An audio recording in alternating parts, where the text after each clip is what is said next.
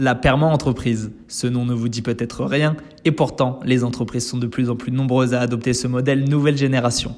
Un modèle basé sur le bien-être de la planète et de l'humain, comme nous l'explique Thomas Brozard, directeur perma-entreprise de Norcis, une entreprise de services numériques de 700 salariés et coprésident de Bicorp France. Prendre soin des humains, préserver la planète, se fixer des limites et partager les richesses, ce ne sont pas 3 mots mais 3 principes éthiques inséparables qui sont la base de tout ce que l'on fait en perma-entreprise. 3 principes éthiques qui ont su faire écho chez de nombreuses personnes en quête d'une autre vision de l'entrepreneuriat. L'entreprise Norcis organise régulièrement des formations de 3 jours ouvertes aux chefs d'entreprise, salariés ou simples curieux afin de mieux comprendre la perma. Cette formation n'est pas ouverte qu'à des dirigeants, donc ça permet aussi d'échanger entre différentes typologies de participants.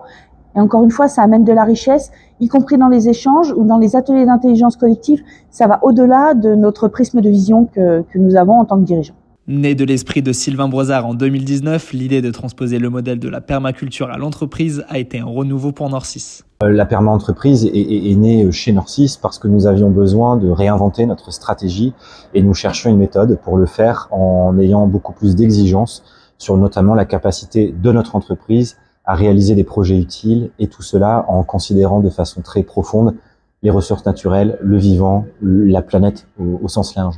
Et nous avons découvert en la permaculture ces 3 principes éthiques inséparables qui pour nous venaient apporter une approche nouvelle et radicalement différente des méthodologies qui existent depuis une trentaine d'années pour faire ce qu'on appelait plus largement du développement durable, ou si je fais le triptyque en anglais, People, Planet, Profit, qui a été très largement bénéfique au profit depuis 30 ans.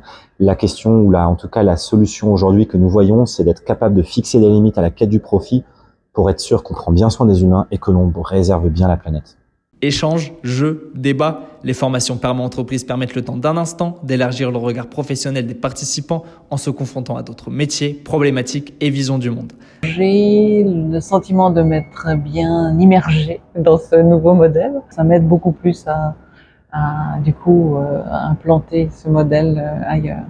Donc mon ressenti les 3 jours aussi au point de vue du groupe, de la dynamique, très positif parce que c'est toujours des échanges très riches avec cette diversité.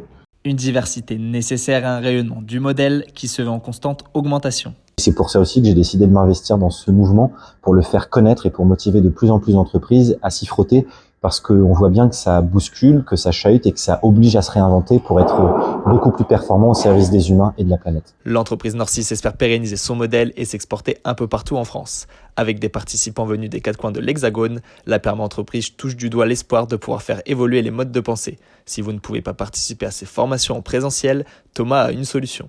Je vous invite à regarder et à vous intéresser aux livres que nous avons sortis pour à la fois partager le fruit de notre expérience et aussi une méthodologie pour l'appliquer dans votre propre organisation. Après ces 3 jours, pas de lecture mais bien du baby-foot pour les futurs perma-makers qui peuvent se détendre avant de repartir chez eux.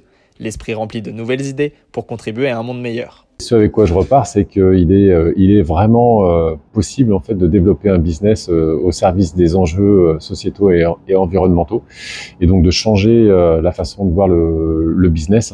Et voilà, de préparer un avenir certainement plus positif que celui qu'on peut percevoir aujourd'hui. On a eu la possibilité d'interagir avec des chefs d'entreprise qui ont expérimenté le modèle et qui sont en train de le vivre et voilà, et qui clairement montrent que non seulement c'est possible, mais on peut aussi croître avec une démarche totalement protective pour l'humain, la planète, en se fixant des limites et recyclant les surplus comme le modèle le préconise.